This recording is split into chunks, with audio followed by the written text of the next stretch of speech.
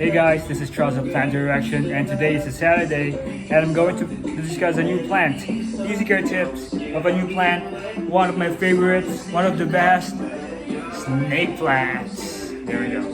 Now itong mga snake plants, very easy to care for, and number one on my list, as advice, as tip for beginners.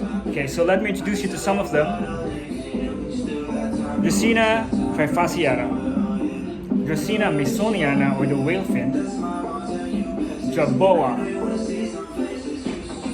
This is a dwarf snake plant. Ta-da! One of my favorites. This used to be called the Sansevieria kirkii Capricorn, but now it's Dracaena athera. Let's look at that. Nature really is fascinating. See? Metallica right there. This guy here is a trifasciata, and this long guy here is, see how tall it is? Okay, Dracaena trifasciata lawrentii. Ngayon, itong mga snake plants, they came from the continent of Africa. Correct me if I'm wrong. I don't mind being corrected when it comes to plants. They came from the continent of Africa. Let me natin sounds. Sorry about that. Okay, that's good. Okay, now the snake plants came from the continent of Africa, and they have been known to survive in arid climates, in very extreme climates. So as you can see, if you observe them, their leaves are quite succulent, so they can retain water, allowing them to survive in areas like that. And snake plants, now they can survive in direct sun, but if you put them in direct sun, especially with yung araw ngayon, sobrang init, they can burn. The leaves can burn. Look at this one. So it's a sin to do that to your plant. So I would suggest putting them in bright, indirect light. So there we go. This is an example of a bright, indirect light location. Now, pag ganun yung lighting, lalabas yung kulay nila na maganda. At the same time, they will grow fast because optimal yung condition. But they can also survive in low light. Now, what is low light? It is an area, again, it is an area that still receives light, madilim, pero makakabasa pa ng libro. That is low light. Okay? So, another tip.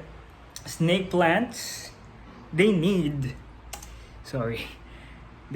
a well-draining soil mixture because pag masyadong maraming tubig, pag soaking yung tubig, the roots can rot. And when something happens sa roots, you will see that on the leaves. So when the leaves start to get brown tips, maaaring may problema tayo sa soil. So it could be underwatering, but mostly overwatering.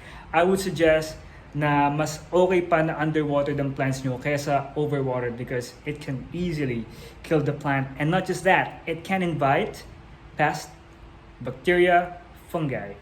Now, sample is pag merong bacteria or fungi or something yung halaman nyo, meron lumalabas dyan na parang mabaho na liquid sa mga parts nila. And of course, if that happens, irreversible na yun. So it's better to cut that part, throw it away, and save your plant. Okay? And of course, nothing is perfect in nature. So these things can happen. Okay, now snake plants. So we already discussed lighting and soil. Well, another thing with soil, well draining. So you put perlite, pumice, or pebbles in your substrate to make it well draining. Just like this.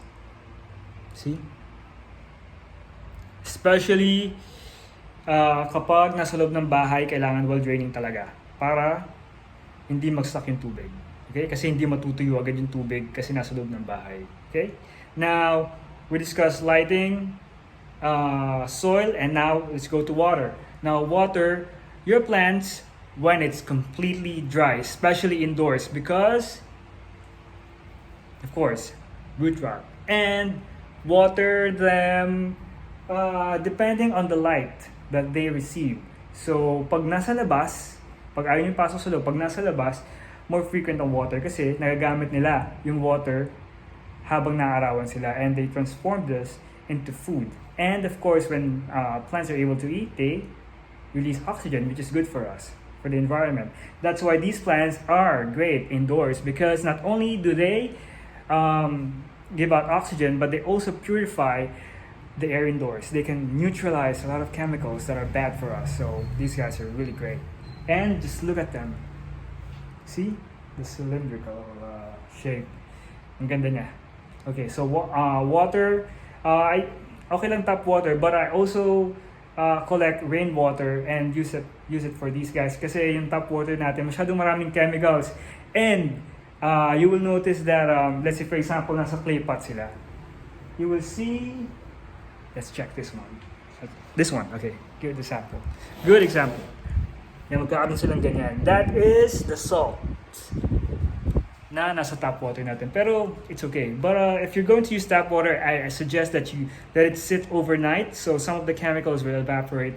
I think chlorine mag-evaporate yan kapag in-overnight nyo yung tap water. So yeah, now another tip, fertilizing. For my snake plants, I use slow release organic fertilizers. And for me, the best is vermicast. Kasi ito yung mga worm poop, mura lang siya.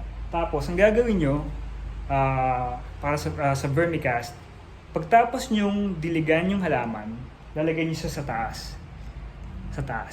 After nyo diligan ng halaman. Kasi of course, every time you water, the nutrients and some of the soil, lumalabas sa drainage. So, nababawasan siya ng soil. And at the same time, the nutrients nawawala kasi ginagamit din ng plant. So, I'll give you one example. This guy, I just placed vermicast on top of the soil, okay, para mag-fertilize siya, mas lalo pa siyang dumami. This guy, this particular one, is already, I think, 3 years old. And it's one of the first plants that I placed inside my house. And, yeah, just look at this. It's in a low light condition, kaya hindi pa siya masyadong malaki. Pero, yeah, this guy is really great.